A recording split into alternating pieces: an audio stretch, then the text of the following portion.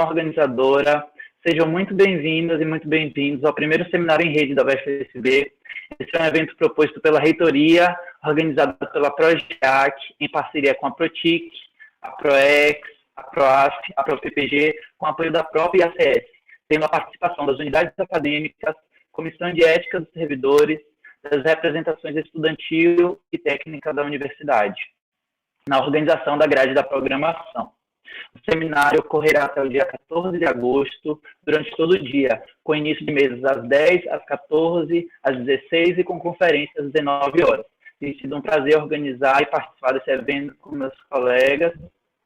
Iniciaremos em instantes a mesa. Os desafios da universidade no pós-pandemia, educação, inovação e participação democrática, proposta pela representação técnica em educação. Essa mesa será mediada por Eva Daiane Almeida, TAI, estudante de doutorado da UFSB. As pessoas que quiserem fazer perguntas devem fazê-lo através do chat do YouTube. Elas serão repassadas pela mediadora aos convidados ao final da mesa. E assine a lista de frequência que vocês encontram na descrição do link do YouTube. Ao final dessa mesa, será transmitida a intervenção artística de Keua Poema, professora da UFSB.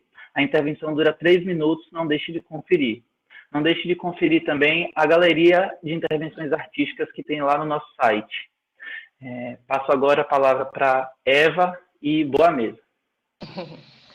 Bom dia a todos e todas, bom dia aos convidados, bom dia à comunidade universitária da UFSB que nos assiste, também aos convidados que estão aí pelo YouTube. Então, hoje nós iniciamos aí a nossa mesa, apresentada pelo queridíssimo colega Lucas, e nossos convidados hoje é a deputada federal Alice Portugal e o coordenador da SUFBA Sindicato, Renato Jorge. Então, vou fazer uma mini apresentação deles aqui, e a gente inicia a nossa mesa.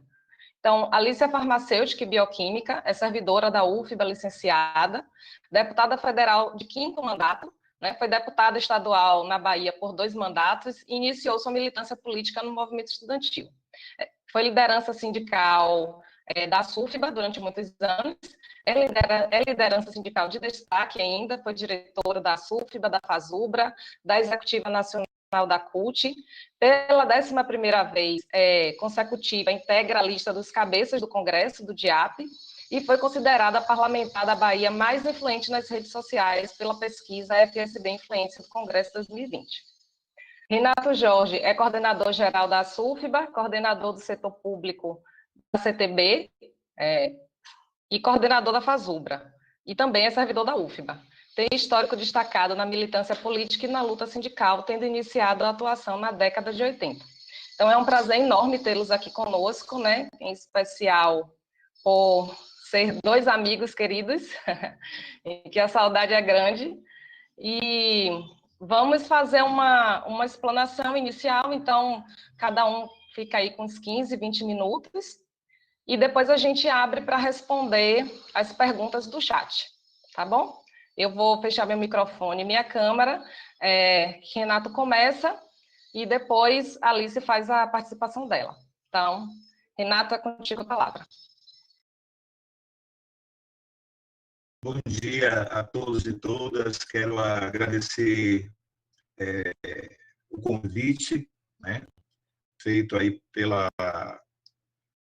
UFSB. Queria agradecer aí a magnífica reitora, a professora Joana Angélica, a pró-reitora de Gestão Acadêmica, a professora Janaína, a Eva Daiane, que é a nossa mediadora, e aos colegas técnicos administrativos da UFSB, que abrilhanta com sua presença nessa atividade.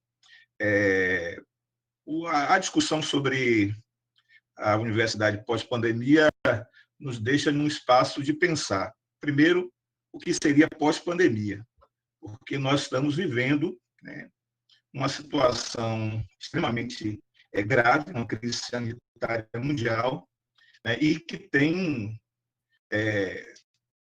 transformou-se em uma grave crise econômica mundial.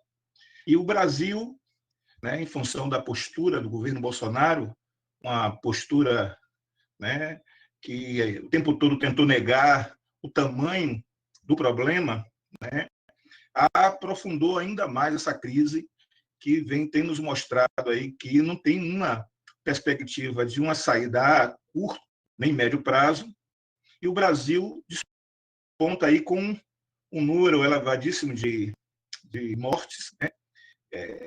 Uma situação que não se tem, inclusive, ministro da Saúde, nós temos um Ministério da Saúde que está sendo dirigido por militares, então é uma situação de dificuldade, sem uma saída a curto prazo, e que nós estamos vivendo uma situação que é uma coisa estranha, porque nós vemos se repetir a exaustão uma discussão de um falso normal, né, colocando as pessoas em uma situação de risco, né? Fala-se de normal sem testar a população, se fala em normal sem um protocolo rígido de controle da doença, né? O governo federal, por sua vez, aprofunda essa crise porque retarda, né, chantageia os estados e municípios na liberação de recursos, e nós temos uma situação que é uma situação onde a vida tem muito pouco valor. Vejam vocês que eles conseguiram atrelar a abertura do comércio à questão de leitos, abertura de leitos, né, nas cidades. Ou seja, essa é uma falsa discussão. Eles não estão tratando do número de pessoas contaminadas, de mortes que diminuiu. Não. Estão usando a questão do número de leitos para fosforescência. E você aqui, pelo menos nas grandes cidades, Salvador, com essa questão da abertura dos shoppings, nós tivemos uma situação louca de pessoas estando nas filas, né, esperando 3 horas para a abertura do shopping, sem uma proteção, sem um cuidado. Então, nós temos uma situação que é extremamente grave e reproduz muito a política do governo Bolsonaro, que é uma política de negar a ciência, ela tem um corte social, que são os pobres, são as pessoas que têm mais dificuldades. Essas estão sendo não só perdendo os postos de trabalho, mas perdendo também a perspectiva de vida. Porque, infelizmente, a postura do governo em relação a essa pandemia, diferente do que aconteceu em todo o mundo, ela tem levado as pessoas a ir aos estados, aos municípios, a negligenciar muito essa questão. Uma outra ponta, vejam vocês que a partir de agora se abre uma segunda discussão, que é a questão do retorno às aulas, da abertura das escolas, né? Com o mesmo discurso, né, de que se os shoppings estão abertos, por que não abrir as escolas? E isso tem levado a preocupação gigante das pessoas que atuam na área da educação, porque, né, existe, para eles não, né, é só um comércio. Inclusive, eu não sei se vocês chegaram a ver um material da rede privada de ensino, que inclusive, tiraram do ar de forma uma coisa extremamente irresponsável, colocando como se nós estivéssemos vivendo um outro momento e que o pior passou e que, a partir de agora, poderiam levar as crianças de volta às salas de aula de uma forma irresponsável, né, colocando em risco a vida das pessoas e das crianças. Então, tem uma resistência grande, nós temos as entidades da educação já tomaram uma posição, tem um fórum da educação que tem tratado dessa questão para não permitir o retorno das aulas, né, nem na rede pública e na rede privada. Esse fórum é mais amplo, atinge também. No caso das universidades, é uma outra discussão e um outro desafio. Qual é o desafio, né? As universidades, elas acabaram em função do início de março, da gravidade da pandemia, ela acabou criando a situação de colocar os trabalhadores em teletrabalho, né, trabalho remoto, e suspendendo o atendimento presencial, só os serviços essenciais e estão funcionando. Então, grande parte dos trabalhadores foram para o trabalho remoto, foram empurrados para essa tese, né? A princípio, né, era o que tinha, é o que tem de saída mesmo para enfrentar a pandemia, mas essa discussão do trabalho remoto é um outro momento que eu acho que nós temos que sentar enquanto categoria, fazer uma avaliação, discutir, pois nos foi dada a discussão do trabalho remoto, mas as condições da prática do trabalho remoto não vem junto. Então, você tem uma situação onde, né, você tem uma família que divide um equipamento, às vezes o único da casa, para os filhos, para a pessoa que tem trabalho remoto, né? E essa foi uma questão que não foi dada, essa questão do equipamento para poder fazer o trabalho. Tem uma questão própria da legislação. Nós identificamos que tem uma legislação que do teletrabalho é da iniciativa privada.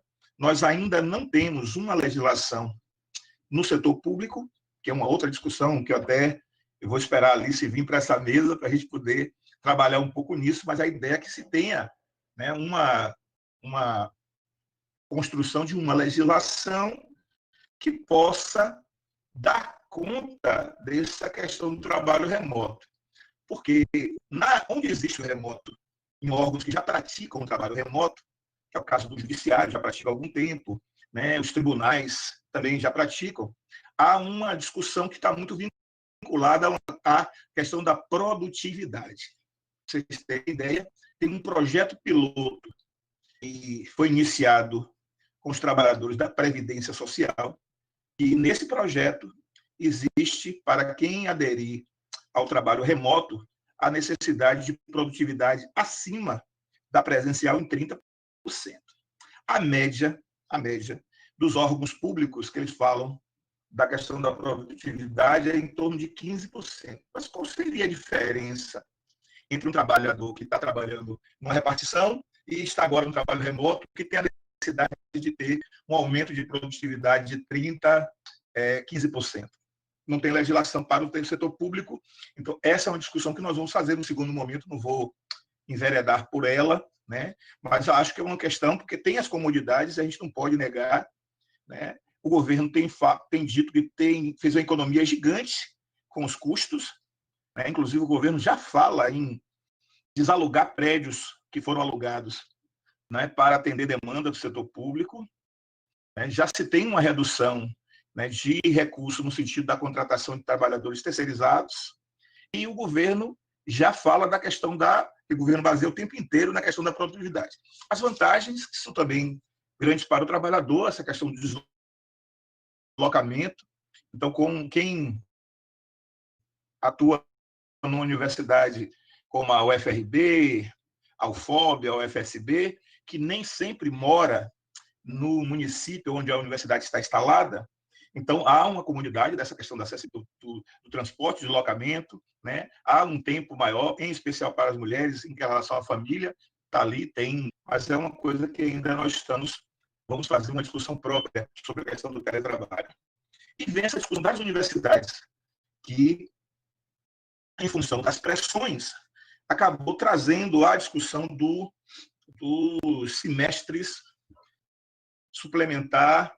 Alguns usam um outro termo, usam um termo de semestre emergencial, mas é isso que está na ordem do dia, que está sendo discutido, que foi aprovado nos conselhos superiores, e isso tem trazido uma discussão que é a questão, né, das pesquisas que as universidades estão fazendo. A UFBA ficou de nos fornecer a que foi feito, possivelmente, né, o companheiro Adinalvan, que deve estar nos assistindo, deve cobrar a reitora aí da UFSB, que eles fizeram uma pesquisa sobre essa questão da acessibilidade para a prática do semestre suplementar. Porque o que a gente vê, e pelo menos aqui na UFBA, o que está na ordem do dia, que já foi avaliado, é que grande parte do estudantado ela não tem condições de acessar as aulas remotas, em função das condições de acessibilidade mesmo, de acesso ao equipamento, acesso à internet, de qualidade, né? Eu vejo esses dias, nós temos as reuniões da coordenação da SUFBA, de vez em quando o Edinalvan desaparece aí da reunião, porque a internet no interior do estado não é igual à internet que está no grande centro, né? Então, para aquele estudante que está no interior do estado, mais difícil ainda. Se notou que há uma discussão sobre a questão da acessibilidade, e isso pode aumentar ainda mais a exclusão dos estudantes carentes.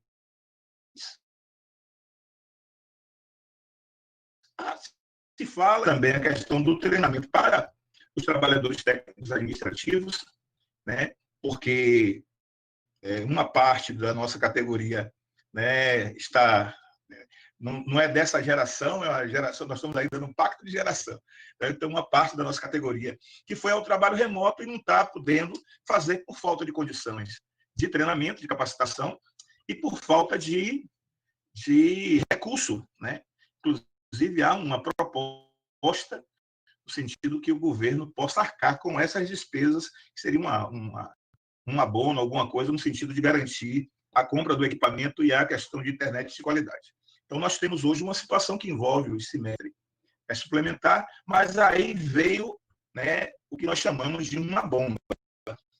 Todo mundo sabe que no início do ano o governo fez um corte, né, duríssimo nas universidades, nos institutos federais, que foi ali num período de abril, lembrei agora, abril, e que deixou a universidade praticamente, era um corte de 30%, provocou uma movimentação das sindicatos, dos professores, que é a questão do corte de recursos.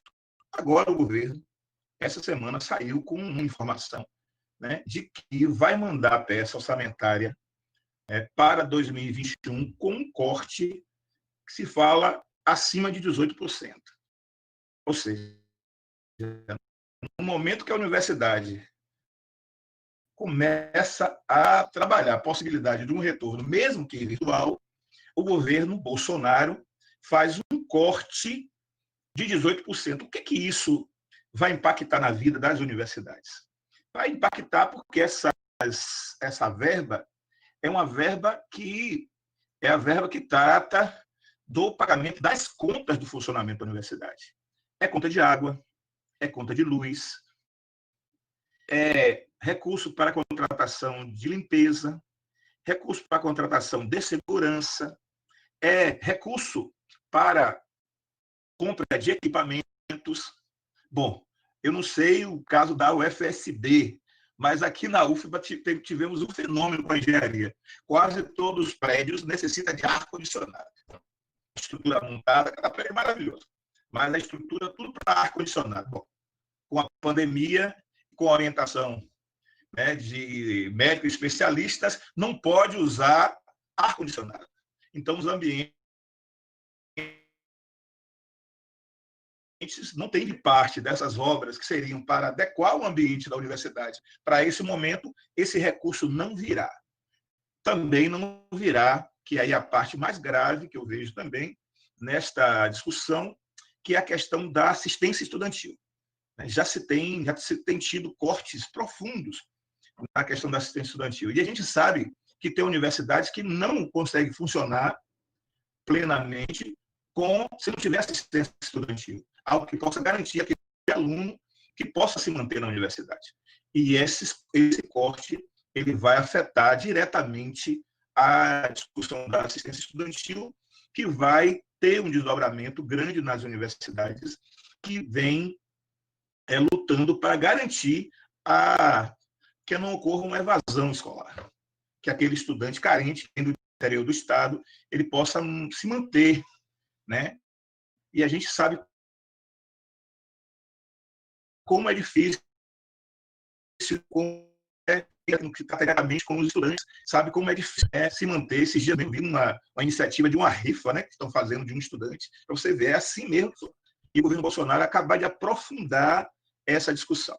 Então, nós temos hoje esse debate do retorno, né, de atividades, mesmo que sejam virtuais, e nós temos uma agenda negativa por parte do governo Bolsonaro, que tem o servidor público, e vocês também têm acompanhado, o servidor público para o governo Bolsonaro é inimigo.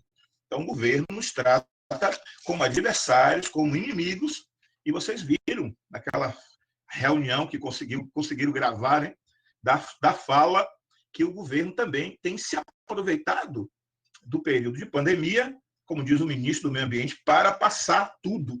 O que é passar tudo? É privatizar o máximo que pode, é precarizar as relações de trabalho, e o servidor público passa a ser a bola da vez. Né? Tentativa de, agora mesmo, semana, saiu uma reportagem mentirosa, falaciosa, sobre a questão dos servidores públicos, e isso tudo tem uma justificativa, que o governo tem lutado: quebrar a estabilidade do servidor público. Vejam o que o governo fez com o pessoal, né, do IBAMA. Começou a prender, né, máquinas, né, lá dos madeireiros. Então, o governo foi para cima, não dos madeireiros, foi para cima do servidor, abrindo processos administrativos contra os trabalhadores públicos. Assim na FUNASA, foi assim em quase todos os órgãos que têm a defesa do patrimônio público. Então, o governo ele quer quebrar a estabilidade do servidor público e tem buscado nisso com um conjunto de legislações que estão aí na ordem do dia, e eu vou trazer algumas delas, né, porque eu não quero alongar muito a minha fala, porque sindicalista tem um problema, viu? Sindicalista fala demais, que é o seguinte: tem uma lei, né, a lei complementar, a lei complementar 173. É aquela mesma lei que estabelecia o socorro a estados e municípios. Mas no bojo daquela lei, que o governo ficou de dar o socorro, que o governo disse que vai dar esse socorro, não dá até hoje, né? E as pessoas estão morrendo, o dinheiro não chega. Junto daquela lei, havia um condicionante, que seria o congelamento salarial dos servidores até exatamente 31 de dezembro de 2021. Então, junto daquela proposta, tem outras medidazinhas ali naquela proposta, uma delas que fala do congelamento. Havia uma dúvida grande entre nós se essa medida afetaria os trabalhadores das universidades, do PCCETAI, mas isso foi esclarecido porque, quando fala de congelar o crescimento vegetativo da folha, eles falam daquelas gratificações que são usadas a contagem de tempo de serviço, que não é o nosso caso mais. As nossas vantagens são feitas por avaliação por mérito, né, de desempenho. Então, mas houve o congelamento salarial, a proposta de congelamento. Só que nós temos um problema. Nós já estamos com o salário congelado já tem algum tempo. Então, vai ser o congelamento do congelamento. Então, não há nenhuma perspectiva de correção salarial. Vocês viram, o Supremo acabou decidindo que nós tínhamos uma lei que dizia que o governo teria que ter uma data base para corrigir os salários dos servidores públicos. Vai o Supremo e diz que não, que essa lei está submetida a uma outra legislação que foi aprovada lá atrás de responsabilidade fiscal. Você se lembra que houve uma PEC, né, que congelou os gastos públicos, e a partir dali, como o governo é um desastre na arrecadação, né, o governo Bolsonaro é um desastre. A arrecadação realmente caiu. Por quê? Porque o governo, todas as iniciativas que o governo tomou de reformas, elas não geraram, e nós já sabíamos disso, o que eles diziam que ia gerar, que era mais recursos. A reforma trabalhista foi um fracasso, tirou o direito de diversos trabalhadores, né? Teve uma tragédia e gerou quanto de emprego? Gerou emprego nenhum. A reforma da Previdência, essa também, com uma falácia de que ia gerar emprego, além de não gerar emprego, aumentou o déficit da Previdência e, para os servidores públicos, né, que são os trabalhadores públicos, aumentou ou seja, um confisco salarial. Porque no momento que você tem que você não aumenta o salário, mas você aumenta a alíquota de contribuição, você está se apropriando de um dinheiro que não é um dinheiro novo, né? É um dinheiro que você já tinha e o governo foi para cima. Então, nós tivemos aí percentuais altíssimos. Quem recebe a partir de 4.700 sabe do que eu estou falando, que houve, inclusive, isso vai ser motivo de judicialização. A FASUB está trabalhando nessa linha, mas isso é uma questão também muito importante que está aí na ordem do dia. E vem a reforma da vez. A reforma da vez é a reforma administrativa, que está sendo preparada. E essa reforma administrativa, amigo, ela vem com ódio. Primeiro, que o governo tem construído esse ódio da sociedade. Digo a vocês que tenham amigos que são da iniciativa privada, amigos que são sindicalistas do setor privado, e quando vai discutir conosco alguma questão, é horrível o trato.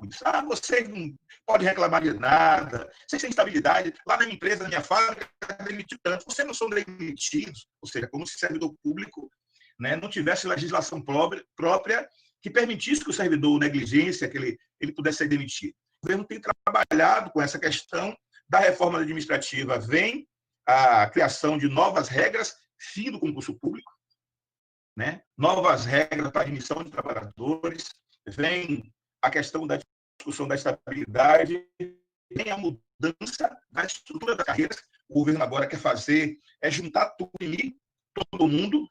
É claro que eu não estou falando do judiciário, né? Eu não estou falando das carreiras do executivo, que, por sinal, eu não sei se você sabe, nós temos o pior salário, que nós ficávamos assim, era nós e os companheiros da Previdência Social. Tinha período que nós ficávamos com o pior salário do serviço público e eles melhoravam. E tem período que nós fazemos o inverso. Agora, já tem um tempinho que os companheiros da Previdência Social passou o bastão para a gente. Então, esse bastão de pior salário do serviço público está conosco. E tem essa discussão desse conjunto de iniciativa. Então, teremos servidores, como já teve no passado, como está tendo nas empresas públicas, servidores com vínculos precarizados, né, sem estabilidade, né, servidor que a qualquer momento pode ser demitido, que é isso muito... Renato, Oi.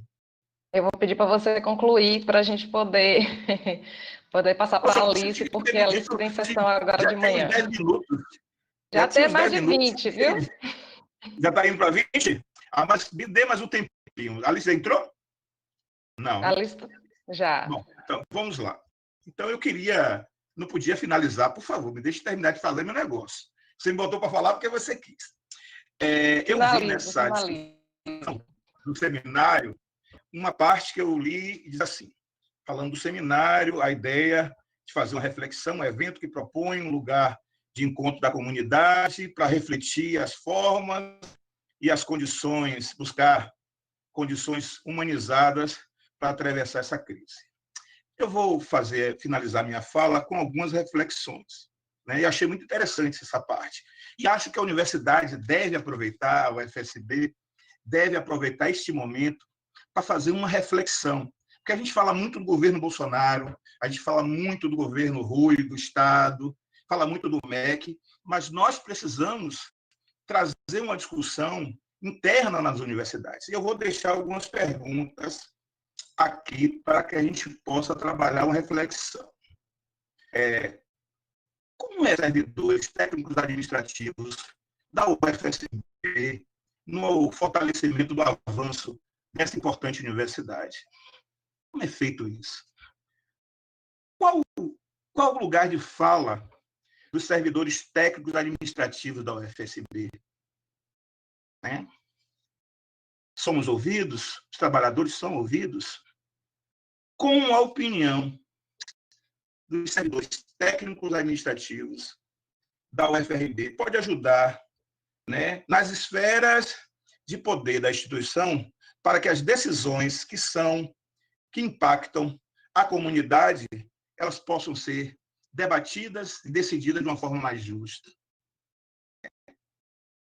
Como está sendo construída, né, a participação da categoria dos técnicos administrativos nas instâncias de poder da UFSB?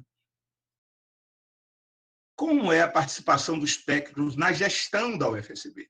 Porque técnico é muito bom para eleger reitor, né? A gente faz esforço, elege, mas parece que nós não somos muito bons de entrar na gestão. Eu não sei, que eu não conheço a gestão da UFSB, mas sempre uma luta nas universidades a discussão sobre o espaço dos técnicos na gestão. Aí eu deixo uma outra pergunta para os colegas que estão me assistindo, professores, técnicos, estudantes. É possível que essa relação de poder, né, na instituição, mesmo que não seja intencional, pode estar inviabilizando a ação da nossa categoria na UFSB. Uma outra questão que eu acho que tudo isso estou levantando essa reflexão, que eu acho que nós temos que aproveitar o momento da pandemia para abrir a discussão. É possível que uma instituição como a UFSB, que produz conhecimento, pesquisa, extensão, também possa estar produzindo práticas racistas, homofóbicas e assediosas dentro da instituição, porque o que reflete fora pode também se refletir dentro.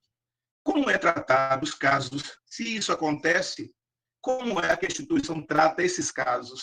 Como é que é tratado essas questões de assédio moral, de preconceitos dentro da instituição? Como é que a instituição trata essa questão? Existe campanha para combater esse tipo de prática? Como é que é tratada essas violências que acontecem no ambiente de trabalho? E agora, companheiros, mais do que nunca, o ambiente de trabalho se tornaram, né, o seu ambiente de trabalho. Eu vou perguntar a você, colega servidor. Você tem alegria? Agora não, porque você está em casa, tem que continuar em casa, viu? Você tem alegria de ir trabalhar na UFSB? Você se sente bem ao ir trabalhar? Então, essas perguntas que eu estou trazendo não é para criar nenhuma polêmica, mas acho, já que a UFSB está buscando um espaço de reflexão, acho que nós devemos pegar esse espaço de reflexão e permitir que todas as categorias, professores, estudantes, técnicos, nós possamos ter a possibilidade de sermos ouvidos, ouvir e sermos ouvidos, participar da gestão de forma mais direta, interferir no destino da instituição, porque isso traz um sentimento de pertencimento. E finalizo trazendo um verbo, né? O verbo esperançar. Eu vi nosso ilustre Paulo Freire, né? Que fala de sonhar, de construir o sonho. E nós, enquanto técnicos administrativos, pretendemos construir a universidade do futuro, mas precisamos que tenhamos condições que a nossa opinião possa fazer valer o nosso esforço de construir coletivamente essa nova universidade. Uma universidade aberta ao diálogo, uma universidade aberta às críticas, às observações, para que a gente possa ter o pertencimento a algo muito próprio. Eu encerro a minha apresentação e agradeço a todos e todas.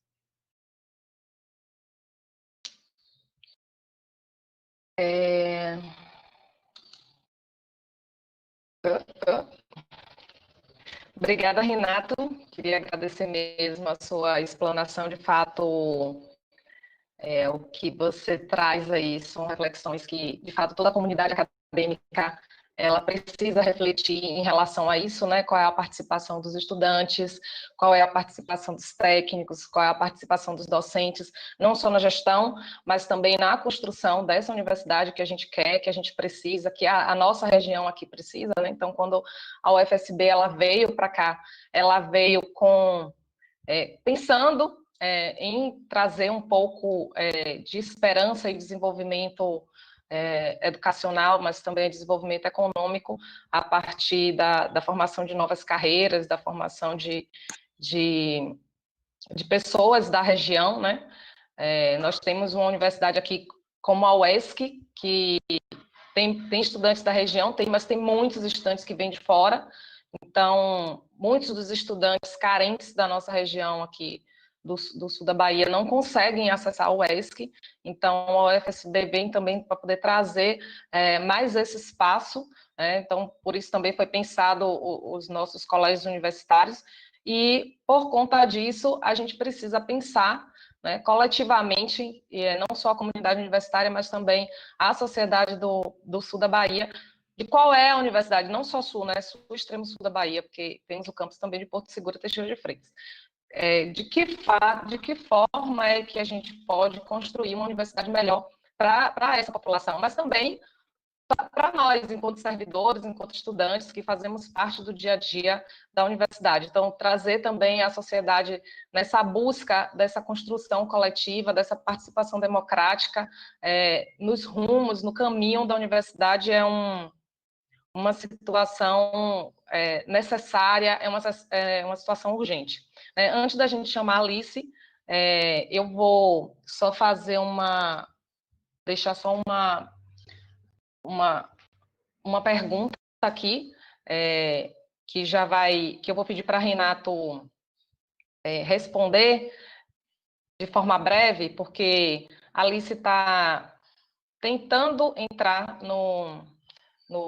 na sessão do plenário da Câmara e ela já volta aqui para a gente. Então, ela pediu 5 minutinhos, então eu vou deixar, é uma pergunta minha, só para Renato dar um panorama aí em 5 minutos de como é que está funcionando essa questão da infraestrutura tecnológica para as universidades, né? Então, como o Renato é coordenador do sindicato dos técnicos das universidades federais do estado da Bahia, então eu gostaria que ele pudesse dar esse panorama e ao tempo de Alice voltar aqui para conversar com a gente. No caso da UFSB, ela já nasceu tecnológica, né? Ela já nasceu com um veio extremamente tecnológico. No caso das outras universidades, o que a gente enfrenta é uma grande dificuldade, né? Porque a pandemia nos levou o teletrabalho, e as universidades elas não estavam preparadas para essa questão. Aliás, essa é uma situação nova. Por exemplo, né? Você pode, a partir de um computador pessoal, acessar dados sigilosos da universidade, porque você levou o trabalho para seu ambiente da sua casa. A partir do ambiente da sua casa, você está acessando arquivos que são confidenciais da instituição. Então, essa questão do teletrabalho é algo, companheiros, que nós temos que fazer uma discussão muito séria para avaliar. Porque depois, como nós temos um governo perseguidor de trabalhador, possivelmente teremos auditorias para saber como está sendo feito o trabalho na sua casa, na minha casa, a partir do teletrabalho. Então, é uma discussão muito séria. Aqui na UFBA, por exemplo, havia uma discussão sobre a questão de emprestar equipamentos, né? Que o trabalhador que tivesse dificuldades emprestaria o equipamento para ele usar, porque o equipamento era público, não teria acesso de outras coisas no equipamento, mas isso é uma outra discussão que a gente fará num momento próprio. Nossa deputada já entrou aí na sala. Eu quero ser muito feliz de ter uma figura como a Alice nesse debate, porque é alguém que tem uma visão da universidade mais clara aí dessa pauta. É uma agenda negativa. Infelizmente, o governo Bolsonaro é um desastre, e na área da educação eu acho que é ao quadrado. Mas, pois não, Alice, deixa você falar. Falei demais. Passo a palavra para a Alice, que também é nossa colega técnica, licenciada aí para exercer o mandato de deputada federal, que muito bem nos representa, muito nos orgulha, muito nos deixa feliz com sua participação na Câmara dos Deputados e no Congresso. A palavra é sua. Bom dia, Eva. Bom dia a todos e todas que nos acompanham nesse momento. Bom dia, Renato. Eu estou aqui ao mesmo tempo com a sessão da Câmara iniciando e eu era a primeira a falar. E por isso eu fiquei neste aguardo para reingressar nesse seminário importante. Eu gostaria de parabenizar, né, os trabalhadores técnico-administrativos da UFSB com a realização desse seminário, também acolhido pela instituição, através, inclusive, da sua mídia digital. Quero abraçar também e mandar o meu cumprimento à magnífica reitora, a professora Joana. Estive com ela e com o corpo docente recentemente em um debate, um seminário também na UFSB, e a meu companheiro Renato, de todas as lutas, de muitas lutas, não é? Meu irmão de luta aqui na Universidade Federal. É você, Eva, é a minha saudade e, ao mesmo tempo, o meu aplauso, não é? Por ter se transformado rapidamente em uma servidora graduada, pós-graduada, não é? E que vem colaborando com a afirmação dessa instituição federal de ensino superior, tão importante para a Bahia, para o Sul, para o extremo Sul, mas para toda a Bahia. A UFSB é uma instituição que nós depositamos muita expectativa que ela possa, de fato, quebrar as distâncias entre essas populações do sul e do extremo sul baiano, com a vida universitária, com a ciência, com a tecnologia, com a questão ambiental, a preservação dos povos indígenas, os povos originários de nosso país, tão agredidos por esse governo Bolsonaro, absurdamente vinculado aos interesses estrangeiros, não obstante se enrole na bandeira verde e amarela para dizer que é patriota. Então, eu quero dizer que esse debate ele tem um papel importante, a análise sobre o papel de nós, servidores técnicos e administrativos. Agora vocês abreviaram para técnicos, mas eu faço questão de falar em servidores, porque nós somos servidores públicos, servidores do público. E nós não podemos nos afastar dessa terminologia, porque é tudo que o governo quer. E ele coloque outro trabalhador em educação, não servidor público em nosso lugar. E essa é uma discussão da hora. Porque ontem, quando o Bolsonaro apareceu com aquela cara de boneco de cera, me perdoe, porque de fato foi o sentimento que eu tive, não é? Cercado pelos próceres do mercado financeiro e aqueles que representam o mercado financeiro no parlamento brasileiro, não é? Para dizer que vai privatizar a Petrobras, a Eletrobras, já privatizou as empresas de saneamento, a autorização está dada, que vai privatizar a Caixa Econômica Federal, não é? Que vai fazer uma reforma tributária que não vai mexer com grandes fortunas, possivelmente não também com o mercado, que será um absurdo, mas vai mexer com o salário de quem tem salário fixo, vai mexer com o servidor público na reforma administrativa, né? Então, aquilo ali é o retrato do momento. Esperemos para esse fim de ano, ainda em pandemia, um atingimento frontal aos interesses das universidades e do serviço público como um todo. Isso está acontecendo no Brasil devido a um governo que pratica, infelizmente, a necropolítica, chama a população para aglomerar-se, chama a população para a morte. Durante o período da pandemia, onde já perdemos mais de 101 mil vidas, ele não se compadece com nenhuma família enlutada. Diz que não é coveiro, diz e daí, todos nós vamos pegar o coronavírus e vamos voltar a trabalhar, porque o Brasil não pode quebrar. O interesse econômico sobrepõe a defesa da vida, na cabeça de um cidadão, né, que, infelizmente, foi levado a envergar a faixa presidencial sem nenhuma condição de fazê-lo, né, através da fake news, do controle de dados, né, do Big Data, gerenciado através do exterior. E agora implanta um governo policial militarizado.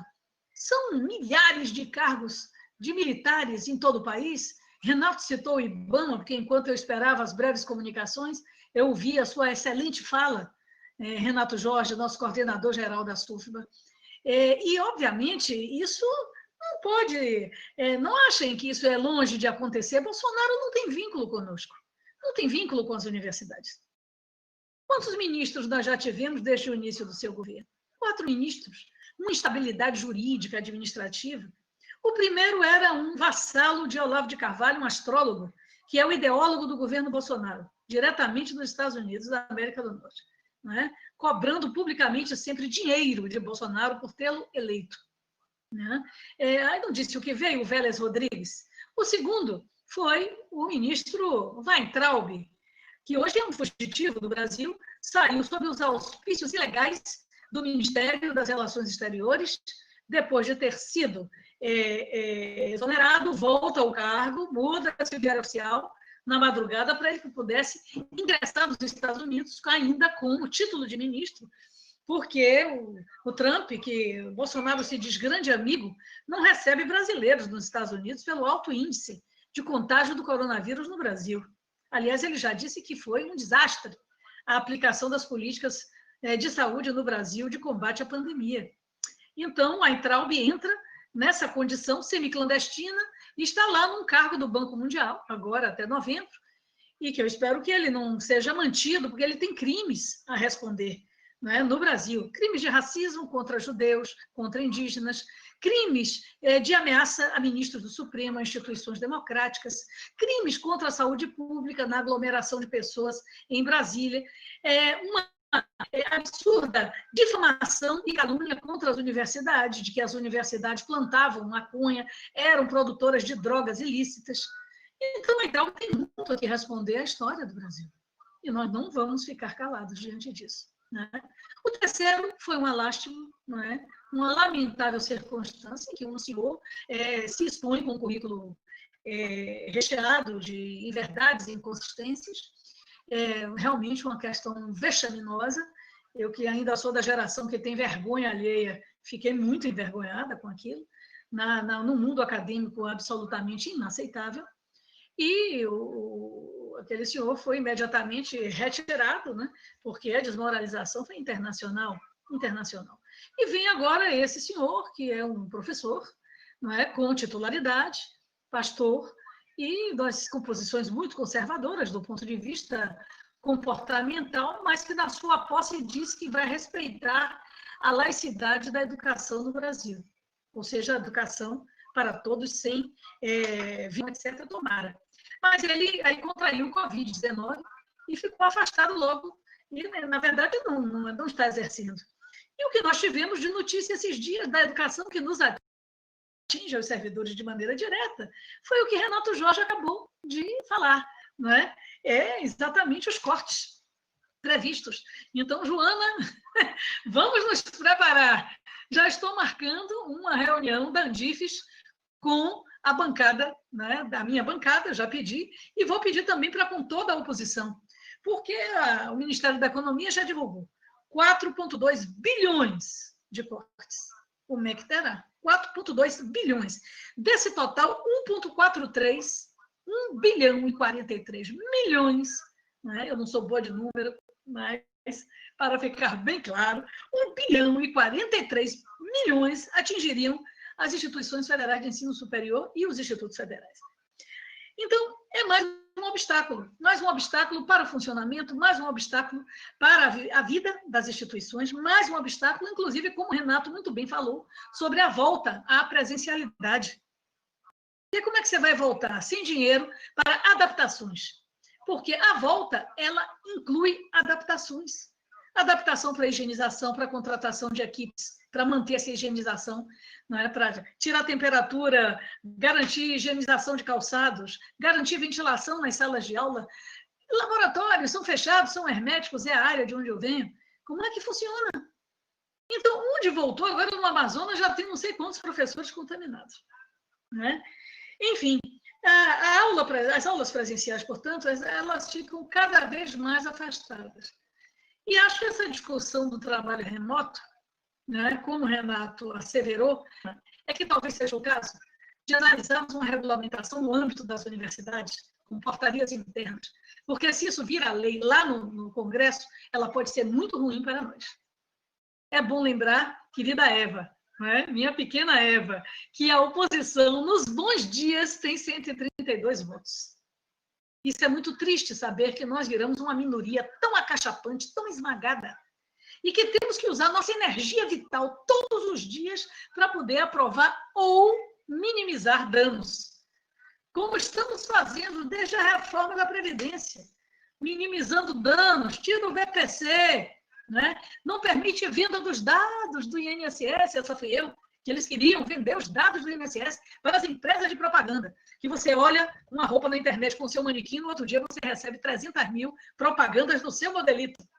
O que é isso, gente? Controle de dados. Foi assim que eles fizeram a cabeça do povo brasileiro, pelo WhatsApp, envenenando através de grupos em pirâmides, com mentira, fake news, é isso. E o que foi feito foi uma pirâmide, mas não foi uma pirâmide, não, foi um parque gigante de pirâmides controladas por elementos bolsonaristas na cabeça. E nós, nas universidades, precisamos fazer a nossa mídia, dizer ao povo o que a gente produz, para entender que a universidade não é contraditória com a educação básica, e não é contraditória com a alfabetização de crianças, nem com a criação de creches.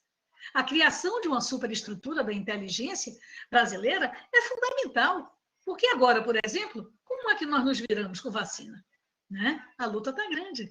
Nós vamos ter que entrar novamente em um debate sobre quebra de patentes, como entramos na época do coquetel anti-AIDS. Só que Bolsonaro não vai querer.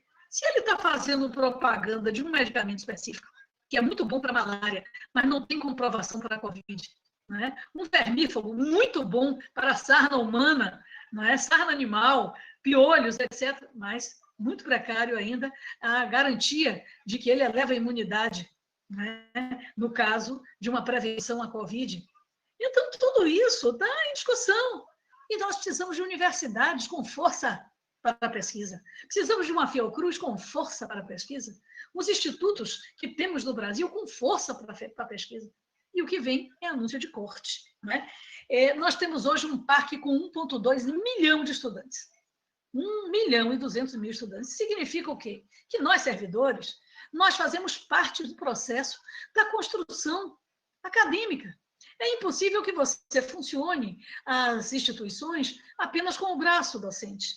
Nós sabemos que eles atuam nessa atividade direta do repasse de conhecimento, mas os técnicos, servidores técnicos, trabalham efetivamente nos laboratórios, da reprografia, na garantia do audiovisual, na garantia do funcionamento administrativo, né, das universidades, das suas unidades de ensino, dos seus institutos, né, trabalham de maneira intensa e prioritária na pesquisa e na extensão. Então, com esse corte, os alunos serão profundamente prejudicados e a sociedade nem se fala. A educação básica também será atingida com esses cortes e ainda não sabemos que programas sofrerão com um corte de 2 bilhões e 750 milhões. Os cortes, como o Renato disse, eles estão previstos para as despesas discricionárias, né? Água, luz, telefone, contratação de mão de obra terceirizada e assistência estudantil. E aí, né? Porque nós sabemos que a assistência estudantil é fundamental para o aluno cotista em especial, para todos, os mais pobres especialmente, mas os alunos, às vezes, que são pobres e não são cotistas, né? A gente tem pobre em todas as faixas, mas os cotistas são pobres. São pobres, em maioria, essa é a verdade. E como é que vai se manter na universidade? Um menino que veio pela cota indígena, que está fora de sua aldeia, que é aldeado e está fora, ele precisa da residência, do restaurante. E há universidades que ainda nem têm. Né? Então, a UFSB, por exemplo, não tem uma sede, nós estamos lutando para que essa sede seja finalmente construída. Né? Eu acho, portanto, que o nosso papel é um papel determinante, primeiro, na denúncia desse maltrato com as universidades brasileiras. Segundo, nós temos que defender a carreira técnica administrativa, porque ela é uma conquista. Nós já tivemos multicarreiras dentro das universidades. As universidades eram, na verdade, divididas em 2 modelos, autarquias e fundações. Aqui, a Federal da Bahia sempre foi uma autarquia desde a sua fundação, mas a UNB, por exemplo, nasceu como fundação universitária. Eram entidades mais ágeis do ponto de vista da compra, da contratação, etc., já com uma perspectiva de parcerias público-privadas do passado. Nós conseguimos, na década de 80, unificar esses regimes jurídicos. Foi muito importante. E construímos carreiras. Eu tenho a honra de ter participado do primeiro plano, né, único de cargos e salários das universidades. Renato também. Né? Então, em 1982, nós fizemos a primeira greve, não calcule idade, nós fizemos a primeira greve nacional das universidades federais para a garantia desse púcrice, né? Que hoje já tem outros nomes. Então, essa expectativa da reforma administrativa nos impacta. Porque ontem, quando o Bolsonaro apareceu ajoelhado ao mercado, ele anunciou que vai fazer reforma administrativa.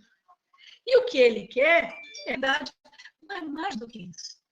Vários projetos já tramitam na Câmara dos Deputados no sentido de, infelizmente, abrir brechas para a privatização.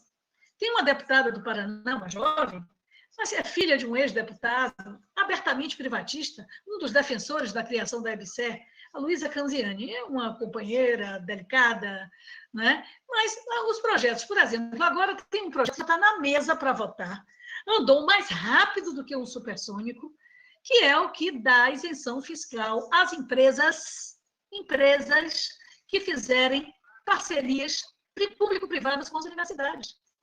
O que é isso? Você corta por um lado e estimula empresas que vão deixar de pagar impostos a se conveniarem com as universidades. Está lá. Então, não é apenas a luta contra os cortes que tem que estar na ordem do dia. Tem que estar também o olhar atento para esse tipo de projeto, que parece muito bom. E é claro, quando o grupo de pesquisa se vê diante do corte do dinheiro, então eu tenho que me virar de qualquer jeito, porque é pela população, aí sai correndo e aceita. Isso aí está posto, minha gente, na ordem do dia, está na mesa para votar. Estão também na mesa outros projetos. Ela própria já havia feito um projeto anterior para que o dinheiro arrecadado, né, com convênios, com serviços prestados, não fosse para o Tesouro, ficasse na própria instituição, para a instituição mexer o caixa. É claro, os eleitores concordaram, porque vai lá aqui, a Faculdade de Farmácia faz exames clínicos, o dinheiro fica lá. Não sei, e qual é a tendência? É fazer mais trabalhos cobrados, né, nas universidades. Então, nós precisamos olhar a pauta como um todo, porque ela converge para uma visão privatista. Bolsonaro acabou de aprovar na Câmara, contra o meu voto e esperneio de meses e resistência, à venda das empresas de água e saneamento, né? O que dificultará enormemente as pequenas prefeituras a manterem água e saneamento tratada para a sua população, porque não vai ter dinheiro para que uma empresa privada chegue lá. Os pequenos municípios, aí em Gunguji, eu quero saber se a grande empresa de saneamento que vai administrar o saneamento de Itabuna vai querer ir para Gunguji. Não vai. Nós precisamos abrir os olhos para o que está acontecendo. Agora, um pacote contra a Caixa Econômica Federal, um outro pacote contra a Petrobras, na área do pré-sal, um outro pacote contra os Correios, vão vender os Correios. Quer dizer, o Estado brasileiro está sendo dissolvido por um capitão, não é, da reserva do Exército, que dizia ser nacionalista, que enrola-se da bandeira, mas que vende o país todos os dias. E nós estamos na mira. Pense aí o que é um país que facilita a compra de armas e que vai cobrar impostos de livros. Esse é o anúncio. Vai cobrar impostos de livros. Um dos temas da reforma tributária é a cobrança das editorações. Porque Bolsonaro disse que livro, no Twitter dele, é coisa da elite. Né? Possivelmente ele nunca leu um. Talvez o de Olavo de Carvalho. Então, é uma realidade muito difícil, né? É uma realidade onde a pandemia nos assusta, nos distancia, mas nós temos que quebrar a distância na luta, quer seja pela janela, pela sacada, nas panelas e pelas redes. Temos que criar um trabalho em rede competente no seio das universidades e dos institutos federais. Esse é um público adepto dessa relação. Eu, que sou uma deputada já de 5 anos, 5 mandatos, eu não consigo me comunicar com a minha própria instituição aqui, né? Não me incorporam no UFBA em pauta. Então, os problemas, às vezes, da sua idiosincrasia interna levam a esses afastamentos pouco inteligentes. Nós precisamos trabalhar em rede, nós precisamos conversar entre todos. Nós precisamos trabalhar no sentido de homogeneizar essas informações para que não achem que é exagero, né, da esquerda, porque estamos na oposição hoje. Na verdade, é uma realidade. As universidades estão na mira deste governo, um governo entreguista, um governo cruel com a saúde, um governo absolutamente distante dos interesses populares, que para aprovar um auxílio emergencial, nós tivemos que fazer uma verdadeira guerra. Ele chegou sem nada, nós propusemos o salário mínimo, ele propôs R$200, nós fomos para o leilão, chegamos a 600. E vão cortar, e vão cortar. E essa massa de desempregados, que já atinge 26 milhões de brasileiros, entre desalentados, desempregados, né? Pessoas que realmente perderam o emprego agora, na pandemia, ou tiveram contratos suspensos. Nós vamos ter um exército, né, de desvalidos em nosso país. Voltamos para o mapa da fome, não é? E pouco importa a ele a educação, a pesquisa, o desenvolvimento soberano. Por isso, Eva, os servidores sempre foram um fator consciente na vida universitária. Nós nunca tivemos amarras na construção de coisas novas. Nós viramos cidadãos visíveis, porque há 20, 25 anos atrás, 30 anos atrás, o servidor era realmente alguém absolutamente, né, digamos assim, precarizado no seu próprio perfil, na sua identidade, na sua autoestima. nas instituições universitárias. Nós temos mudado isso no curso do tempo. Hoje, o servidor técnico e administrativo é um ser visível e é um ser falante e que decide eleições, não é? Decide opiniões, ajuda a construção dos consensos.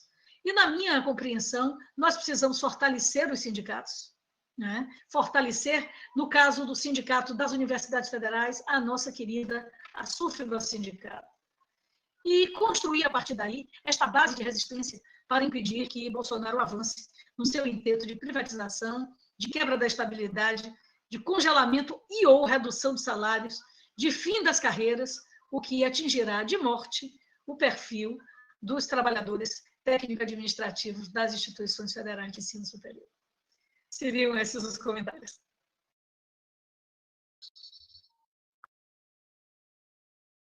Obrigada, Alice. Como sempre, é maravilhoso lhe ouvir, né? Então, você tem o dom da oratória, o dom da fala, e muito mais do que isso, tem competência, capacidade, experiência de sobra aí em tudo que você fala. Eu queria só chamar Renato de volta aí, para voltar para aqui, para aparecer aqui junto com a gente. Eu queria saber só como é que está a sua vida aí em relação à Câmara, para a gente ir para os debates ou não. Como as breves comunicações atrasaram 40 minutos, agora elas vão seguir, e quando começar aqui a sessão deliberativa, eu aviso vocês. Viu? Aí eu vou pedir desculpas, vou ter que... Porque hoje eu sou responsável por pilotar a minoria. Olha assim como estamos trabalhando a gente. São 3 dispositivos. Como sempre, você super fazendo várias coisas ao mesmo tempo. Mas a gente tem algumas perguntas. Antes disso, eu queria só fazer um pequeno comentário em cima do que a Alice falou em relação à categoria dos servidores técnicos administrativos, né, que é uma categoria que define eleições, que é uma categoria falante, que é uma categoria... Mas hoje, não só pela experiência da UFSB, mas também pela experiência do contato com outros técnicos, servidores técnicos administrativos do país inteiro, né? Inclusive tenho amigos de outras universidades fora da Bahia. Então, ainda somos uma categoria, né, na maioria dos casos, invisibilizada pelas gestões. Então, para a gente aqui também não é diferente. Apesar de sermos uma categoria extremamente capacitada, hoje os servidores técnicos administrativos, que são servidores de segundo grau, de concurso de segundo grau, a maioria esmagadora tem nível superior, muita gente tem mestrado, muita gente tem especialização, nós temos muitos técnicos aí fazendo doutorado, muitos já doutores, mas a gente continua sendo ainda a categoria de carregar o piano, infelizmente, na maioria das universidades. Nós não somos, na maioria das vezes, convidados a construir, a pensar a universidade, a pensar as políticas da universidade, a pensar esse caminho, essa construção da universidade. Então, uma das perguntas que tem aqui vai muito parecido com isso, que é a pergunta que a Dinelvan fez, né? Há, de fato, uma democracia participativa dentro das instituições federais de ensino superior, as universidades federais, principalmente, ou é apenas uma pseudo-participação concedida, né? E quais são os caminhos para a construção de uma verdadeira democracia participativa dentro das universidades? Porque muitas vezes a gente percebe que a gente só tem esse espaço que nos é dado. Olha, você tem esse espaço aqui no Consune, nessa comissão a gente precisa de vocês, e apenas isso. Né? Mas, de fato, quando os técnicos eles buscam construir, esse espaço ele nos é negado, ele não nos é permitido e a gente pouco ou quase nunca é convidado. E eu não falo isso especificamente apenas da realidade da UFSB. Né? Então, isso é uma queixa que os servidores técnicos fazem Brasil afora aí, quando a gente vai nesses congressos, a gente percebe o quanto a nossa realidade é uma realidade nacional, né? Então, a gente é uma categoria pensante, é uma categoria capacitada, a gente é uma categoria falante, mas a gente ainda é muito invisibilizado, e aqui não é diferente. Eu vou ler mais uma outra pergunta aqui. direcionada para a Alice, né? Então, Ednelvan também pergunta: a senhora percebe algum avanço ou postura do governo federal em melhorar a educação pública brasileira, principalmente do ponto de vista do investimento tecnológico? Tem uma pergunta de Ricardo Delmondes, dirigida à mesa. Com a maior parte dos trabalhadores convivendo no setor informal, quais são as consequências na legislação trabalhista para essa maior parte da população? E ele também pergunta: no Brasil, existem algumas organizações ou sindicatos que defendam a causa dos trabalhadores informais? As mudanças na CLT para o estatutário garantem maior estabilidade para os servidores públicos? E eu junto a essa... Repetir essa última? Repetir? Com a maior parte dos trabalhadores convivendo no setor informal, quais são as consequências na legislação trabalhista para essa maior parte da população? E a outra pergunta é uma pergunta minha, que vai como servidora técnica administrativa em trabalho remoto em casa, mas também muitas conversas em grupos de WhatsApp com outros servidores técnicos de outras universidades, que é um momento que está todo mundo muito preocupado, né, com essa questão do trabalho remoto. Quando acabar esse trabalho remoto? Quando é que a gente volta às atividades presenciais? Porque a gente tem os estudantes e os professores, e eles não podem aglomerar, então essa aula presencial ela acaba se distanciando um pouco mais da nossa realidade, né? Mas os servidores técnicos que acabam não tendo essa prerrogativa de estar em sala de aula, então, teoricamente, podem trabalhar de forma mais distantes, né? Dentro da estrutura da universidade, mas a gente tem uma outra questão, porque não é só a questão do aglomerar, né? Então, o técnico ele tem características específicas, né? Então, tipo, a maior parte dos técnicos tem um poder aquisitivo muito menor do que os professores, é óbvio. E a gente tem o processo de deslocamento, né? Não só em cidades do interior, mas principalmente em capitais. Nas grandes capitais, onde esses técnicos eles precisam usar transporte público, no interior também, onde aqui em Itabuna, a gente usa transporte público para chegar. Então, a exposição, ela aumenta, né? O risco, ela aumenta. Então, as pessoas convivem com pessoas de risco dentro de casa, avós, pais, pessoas com problemas de saúde, e então a gente acaba percebendo que para os docentes e para os estudantes essa educação remota ela está mais distante de voltar a ser presencial, e ela tá mais se consolidando enquanto uma educação à distância nesse período de pandemia. Mas e para a gente, né? Então há uma preocupação geral de quando é que a gente vai ter condições de voltar.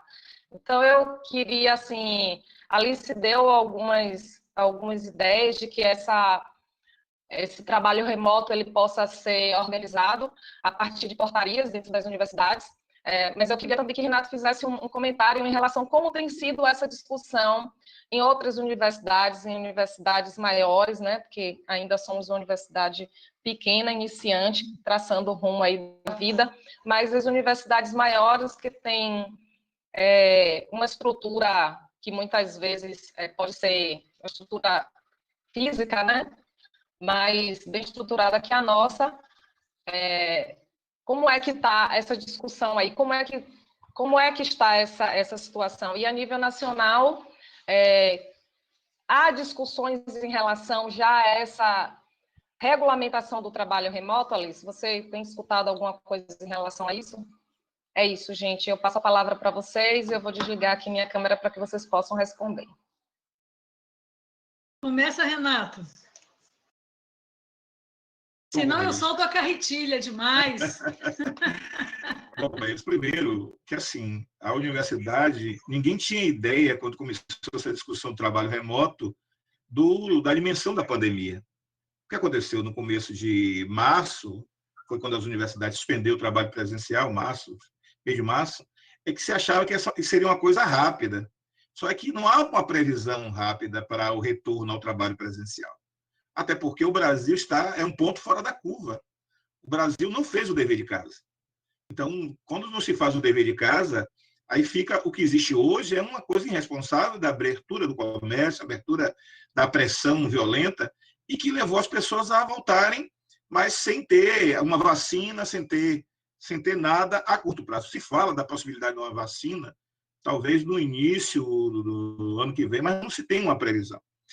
Uma outra questão é que o trabalho remoto veio para ficar. Eu penso que ele será para ficar. Por quê? Porque o governo enxergou nisso algumas questões. Então, já tinha enxergado isso, como porque, por exemplo, nos órgãos que já atuam um tempo com o trabalho remoto, o teletrabalho, que é o judiciário, por exemplo, o governo busca aumento da eficiência e aumento da produtividade. Esses locais, por exemplo, há uma exigência de 15%, como eu disse a vocês, no caso do INSS, chega a 30% da diferença do trabalho presencial. Então, o governo já viu uma forma de economizar. Economizar como? Enxugando o espaço. Porque é muito cômodo também para o governo ter o trabalhador longe do espaço do serviço público, porque é uma nova realidade. Mudou a estrutura organizacional do trabalho a partir do teletrabalho. É uma situação nova. No caso da nossa universidade, aqui a UFBA, também enredou por esse mesmo caminho. Não havia uma previsão. Se fez isso muito em função dos órgãos de controle que queriam uma resposta das universidades, e as universidades implantou o teletrabalho, e o servidor foi arcando com esses custos, com os custos do equipamento, porque a universidade não tem locação de equipamento, ou seja, o que você tem, você é obrigado a usar o equipamento e dividir com ele. Aqui em casa mesmo divide, tem 2 adolescentes estudando. Eu sou um pai-avô. Então, é uma disputa, não é mais a televisão, nem o controle da televisão, é o computador, meu amigo. Então, é um negócio terrível. Isso está acontecendo, ou seja, você tem agora, para desembolsar, que agora está caríssimo, é R$ 2.700 num computador, num notebook. Então, esse é um custo que veio com essa questão. Então, a universidade ainda está se trabalhando, discutindo isso. Por exemplo, a questão da legislação, de você não ter segurança com informações sigilosas. Você está levando para dentro da sua casa um conjunto de informações que é sigilosa da instituição. Se isso acontecer um problema, faz como? Quem responde por isso? Se o equipamento é seu, não é da instituição. Então, é um debate. A universidade está falando de compra, que o MEC, eu não sei como isso vai acontecer, que o MEC vai disponibilizar recursos para compra de equipamentos para poder viabilizar as aulas dos estudantes, mas não trouxe a discussão com os técnicos. Então, nós estamos debatendo isso para que também exista uma legislação que possa garantir que esse técnico possa ter acesso à internet de qualidade, porque nem todo mundo tem, porque os programas para o teletrabalho são programas pesados, que nem sempre a internet que você tem em sua casa pode poder acessar essa informação. Então, ainda, Eva, está muito novo essa discussão. A universidade está levantando esse debate, nós vamos ter uma conversa com a reitoria para tratar da nossa pauta, e essa pauta está na ordem do dia, essa discussão sobre o trabalho remoto. Essa questão da visibilidade. Quando eu entrei no sindicato, fui recrutado por Alice Portugal, essa é responsável do meu recrutamento. A disputa na universidade, ela sempre se deu e ela sempre vai se dar. Essa que falou da invisibilidade, né? A nossa luta já avançou muito, mas a instituição dos professores, é uma república de professores. Só professor pode ser reitor, só professor pode ser diretor. Avançamos em algumas pró-reitorias, estamos avançando com muita luta, mas não é ok. Na época do governo de Lula e Dilma, não mudou a legislação de eleição para reitor, continuou 70-15-15, já poderíamos ter mudado lá atrás, mas não mudou, sabe por quê? Havia uma resistência grande dos professores em mudar a legislação. Então, não são coisas simples, existe uma situação que é própria interna nossa, mas acho que a universidade, o UFSB, deve aproveitar esse momento para debater essas questões que eu levantei. A questão da sua organização, do espaço dos técnicos na direção da universidade, no espaço de decisões, não só no consumo, nas outros fóruns de decisão. Aqui na UFBA, nós tínhamos uma situação que nós nem falávamos no Conselho Universitário. Era direito à voz e não tinha direito a voto. Então, depois foi que nós conseguimos, com muita luta, votar. É uma coisa transitória, mas acredito que nós vamos avançar a força da luta e da organização dos trabalhadores. É isso.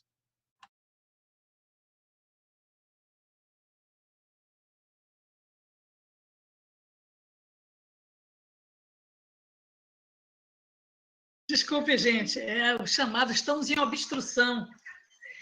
Estamos em obstrução porque eles querem votar hoje, sabe o quê, Renato? Não pagar o direito autoral do autor, ou autor de livros, de obras, de discos, de músicas, né? Que suspendamos o pagamento dos direitos autorais.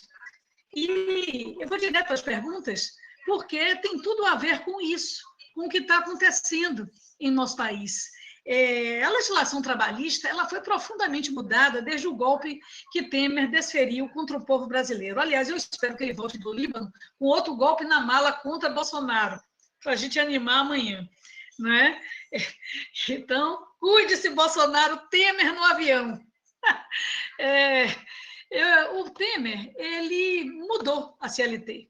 Né? E nós sabemos que efetivamente, isso construiu toda uma ordem de desarranjos do ponto de vista dos direitos. Bolsonaro, achando pouco, não construiu qualquer barreira à retirada de direitos. Ele, na verdade, aumentou a retirada de direitos. Agora, por exemplo, houve a implementação da chamada Carteira Verde Amarela. O que é a Carteira Verde Amarela? É um contrato seletista de 2 anos, e não mais do que 2 anos, em que o trabalhador não tem direito a férias. Se o patrão concordar, ela poderá ser diluída dos 12 ou 24 meses. Idem, isso é antecipação, idem o FGTS. Né? Efetivamente, você passa por um processo de completa precarização do trabalho. E a informalidade, como aqui me perguntaram com muita ênfase, eu achei muito interessante, a informalidade agora é a meta de Bolsonaro. Eu acabei de falar isso aqui no plenário da Casa. Eles estão hoje lançando a comunicação, eles, o governo, que vão mandar para a Câmara e para o Senado um projeto que cria o trabalhador horista.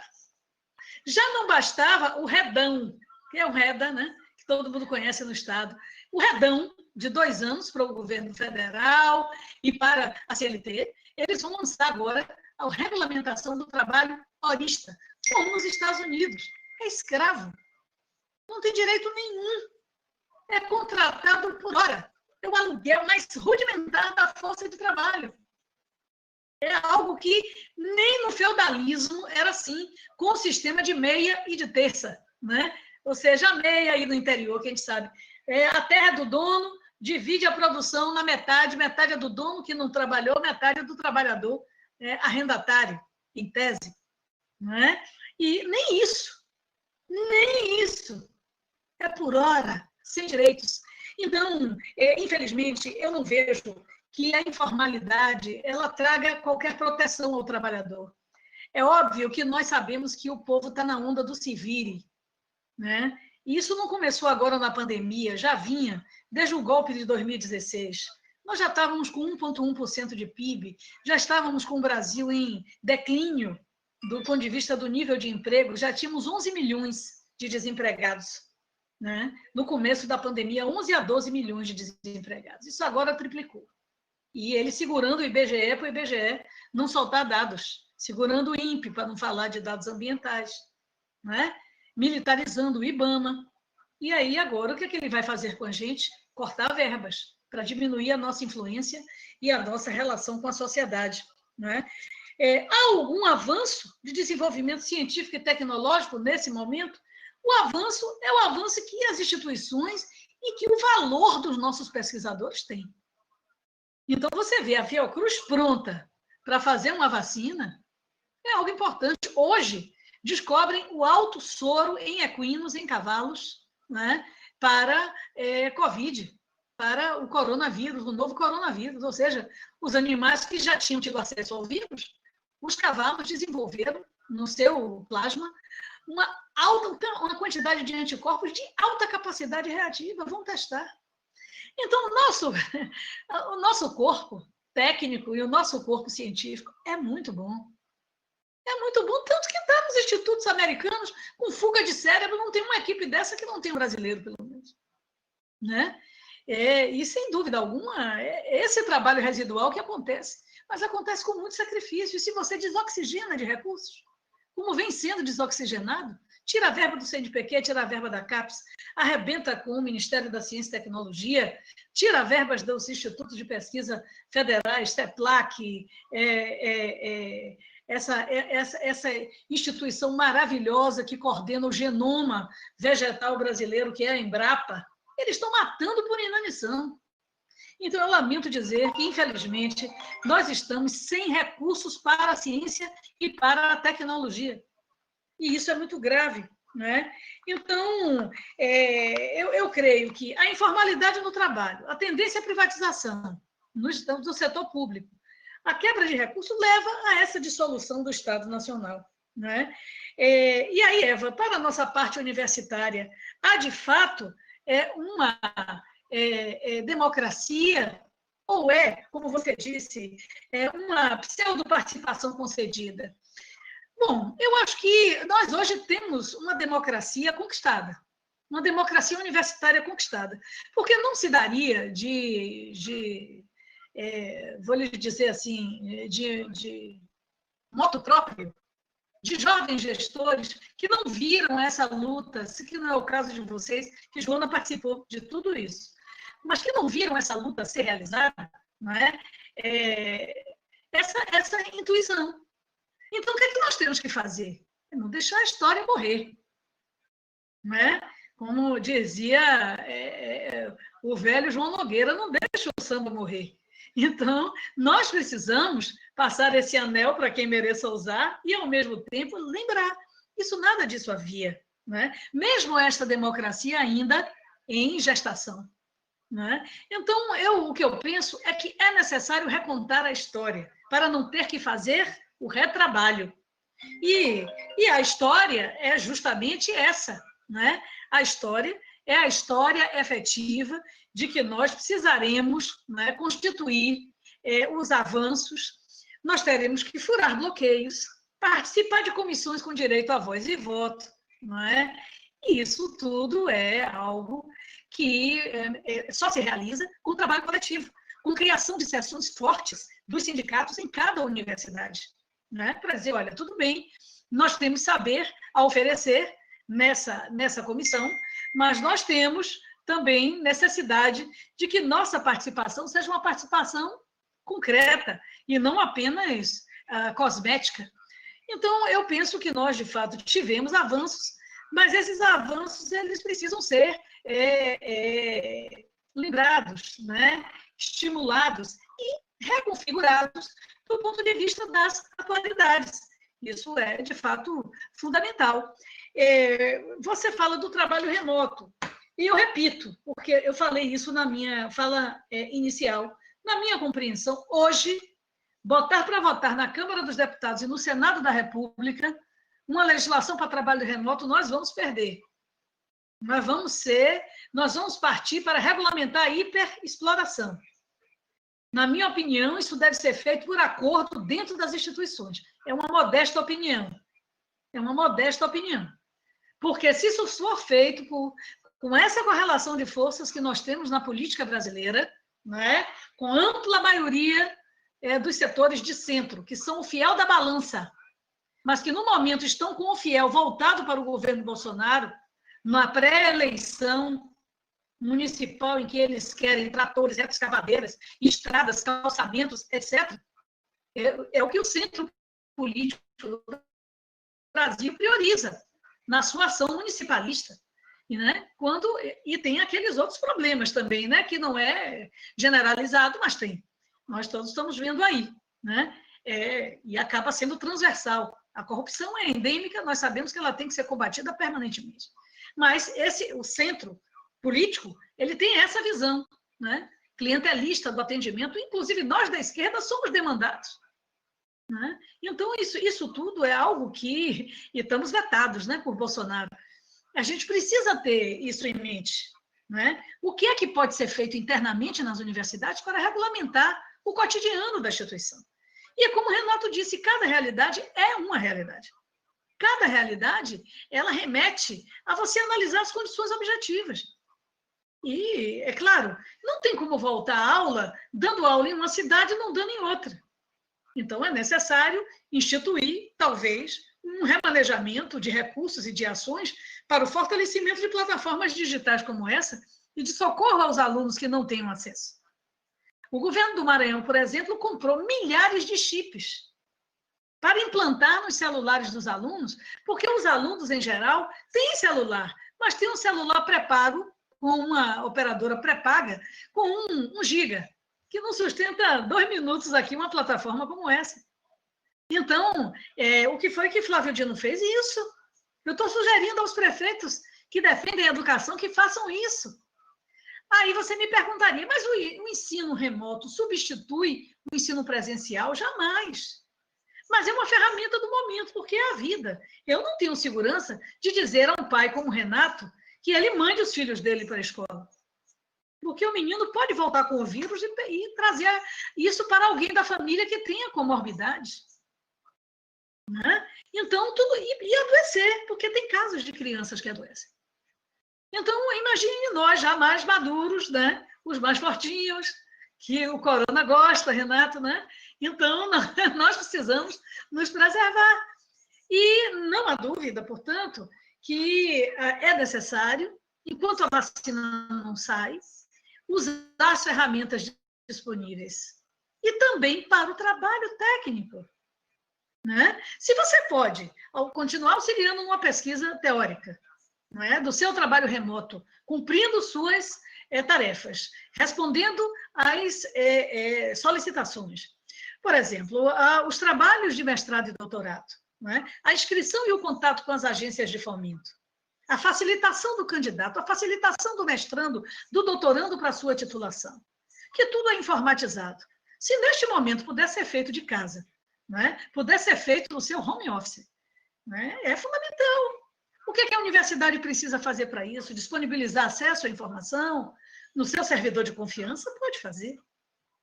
Então, eu acho muito mais inteligente a gente tratar no interior das instituições do que jogar para uma deliberação, porque o que vai acontecer ou é mandar voltar para não cortar, né, salário, ou é exigir algo que as próprias instituições não tenham como bancar, que é a segurança dos trabalhadores. Isso é algo que nós precisamos tratar. Por outro lado, Eva, eu estou começando a fazer um estudo, né, de legislação da transição. Né? Então, na hora que estiver possibilitada a volta, que não poderá ser integral, de vez, com todos. Né? Então, por exemplo, como fazer numa família que tem mulher e marido, não é? Ou parceiros homoafetivos que ambos trabalhem e tenham filhos? Então, como fazer a flexibilização? Vai um, fica outro, fica um, vai outro, com redução de jornada, sem redução de salário. Vou fazer um projeto sobre isso, Renato. Como trabalhar as famílias monoparentais, o homem ou a mulher que tome conta, que gerencia a sua família? Essa pessoa, ela não pode ter o salário suspenso, ela não pode ser demitida. Ela precisa ficar com os filhos enquanto a escola não abre. Então, tem que fazer legislação de emergência, de transição sobre isso. Eu tenho que ter tempo para trabalhar sobre essas questões, né? E são lives de manhã e de noite. Então, eu vou já finalizando para não cansar tanto vocês. Portanto, Eva, não há prazo para volta, não é? E o que tem de trabalho remoto tem em relação ao trabalhador seletista, arrebentando com eles, na mesma medida provisória 927. E nós precisamos afastar o nosso destino do que já aconteceu com a CLT. Porque o que já aconteceu com a CLT é altamente nocivo aos trabalhadores brasileiros. Né? Temos que defender os nossos planos de carreira, a carreira pública, temos que defender as universidades públicas, compreender que elas fazem parte do parque soberano desta nação brasileira, da qual nós não vamos desistir. É isso. Obrigada, Alice. Obrigada, Renato. Considerações muito lúcidas, muito pertinentes. Eu vou fazer um agradecimento aqui e vou passar a última pergunta que tem, e vocês comentam e fazem suas considerações finais e despedida. Então, inicialmente, queria agradecer, enquanto mediadora e representante dos servidores técnicos administrativos aqui nessa mesa, eu gostaria de agradecer a organização do seminário, né? Então, a equipe aí dos técnicos e alguns docentes da Progeac que nos convidaram para estar construindo essa mesa, uma mesa que fosse importante para os técnicos, e a gente pensou justamente nesse título desses desafios, né, da pós-pandemia, né, de como essa participação democrática ela pode acontecer, como é que essa inovação do trabalho remoto ela pode se dar, e como é todo esse processo educacional que envolve tanto o nosso trabalho, mas também o aprendizado dos estudantes nesse processo pós-pandemia. Então, agradecer imensamente a Alice por estar aí dividindo seu tempo nessa sessão da Câmara com a gente. E, mais uma vez, deixar assim, minha admiração, meu orgulho, né? E deixar toda a minha disponibilidade para o que precisar aqui no sul da Bahia, na UFSB, mas também na Bahia, enquanto estado de sua participação política enquanto deputada. Agradecer a Renato, nosso excelentíssimo, maravilhoso coordenador de sindicato aí da SUFBA, também um amigo querido, né? Então, nessa mesa eu estou entre amigos e é um prazer enorme estar aqui entre vocês. Então, agradecer as reflexões também que foram deixadas aí para a gente. Nesse momento é bom repensar e agradecer também a quem nos ouve, né, quem nos assiste. Então, a última pergunta é uma pergunta de Aquilino, e ele pergunta: como vocês veem a mobilização, a organização e a participação dos trabalhadores na impossibilidade das reuniões, assembleias presenciais e atos públicos? Qual é a ação possível dentro dessa perspectiva da pandemia, que estamos todos em casa isolados? Então, como é que vocês enxergam isso? E é isso, mais uma vez, obrigada.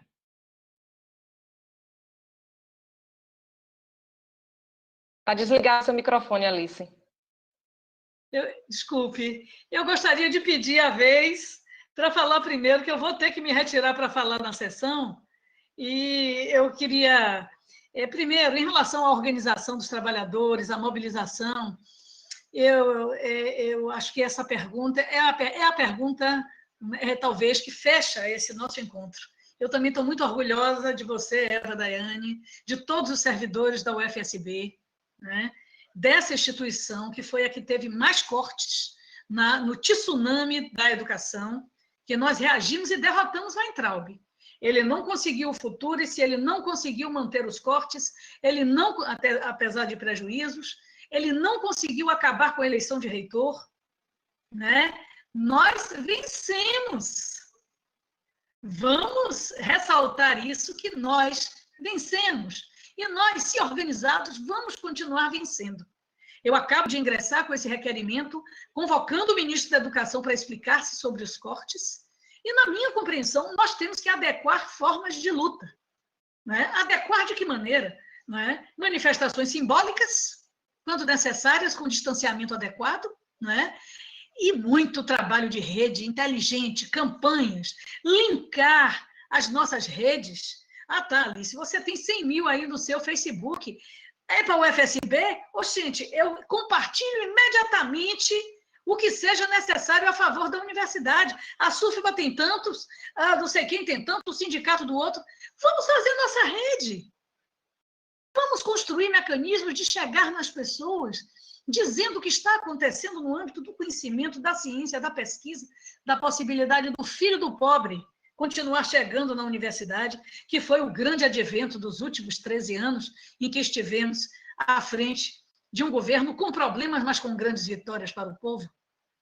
Então, a mobilização ela tem que se dar dessa forma, adaptada, mas ela não pode parar, porque se nós não estivermos articulados, nós vamos, de fato, ter um destino muito problematizado e infeliz para o desenvolvimento nacional com a quebra da autonomia, da democracia e das condições de efetivo trabalho das universidades a favor da sociedade brasileira. Estamos juntos, não é? Tenho muito orgulho da minha origem e da minha profissão como farmacêutica e bioquímica do Hospital Universitário, servidora da Universidade Federal da Bahia, e estamos juntos para todas as lutas. Muito obrigada pelo convite.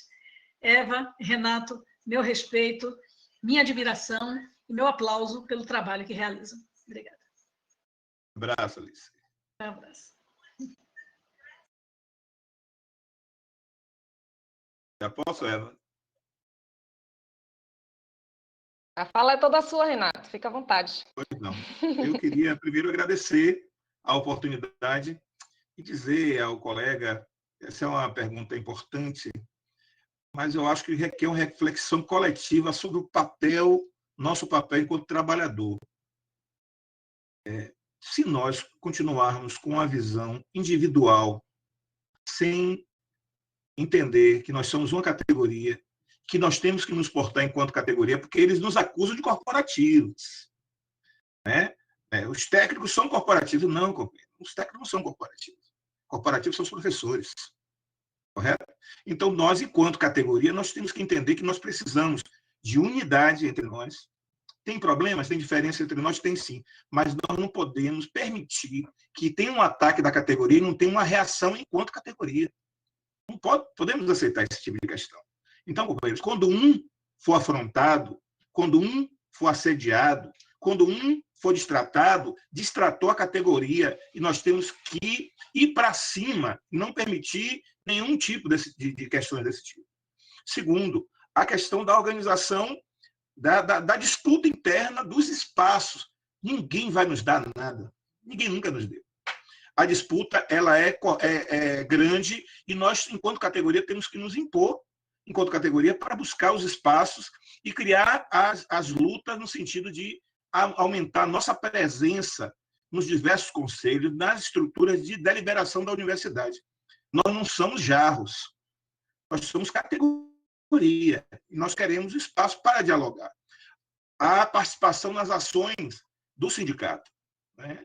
Sozinhos, companheiros, nós não vamos conseguir nada. Tudo que nós conseguimos até agora. Tem coisas que a Alice nem tratou, porque é muita coisa, mas nós já tivemos na universidade um período que éramos divididos em selitistas e estatutários. Era um negócio de doido na universidade. Um tinha 13º, outro não tinha. Um tinha estabilidade, outro não tinha. Nós lutamos e unificamos. Hoje o governo quer fazer isso com a reforma administrativa. Mas e você, trabalhador, o que é que lhe impede de você se organizar em torno do sindicato? Em torno de uma luta coletiva? Ninguém quer ser da seção sindical, porque é muito trabalho, não é fácil, né?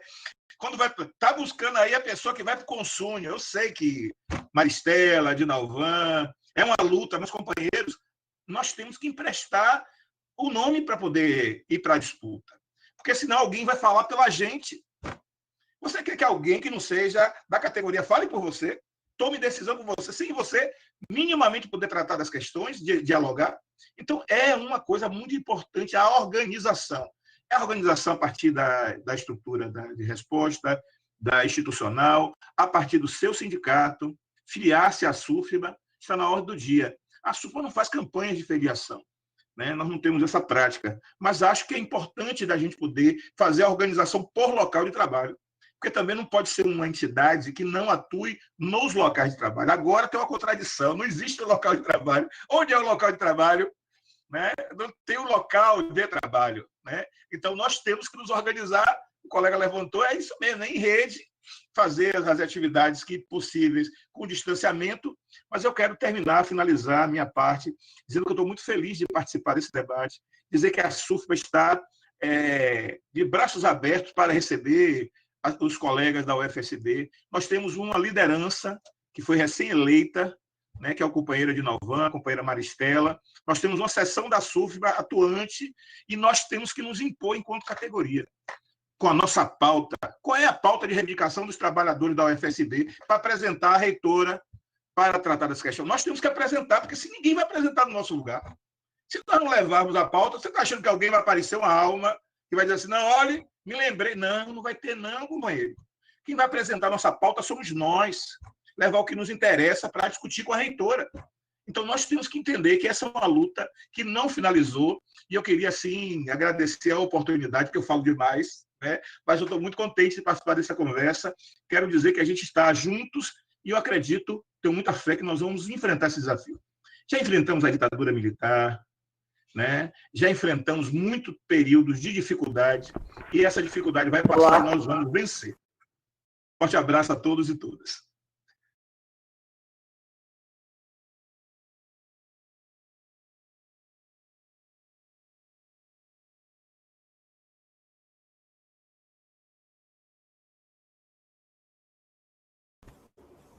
Olá, vocês me ouvem? Sim, Lucas. Já saímos da rede? Vimos, Lucas. Não, continuamos ao vivo. Pronto, então eu vou falar o que eu quero.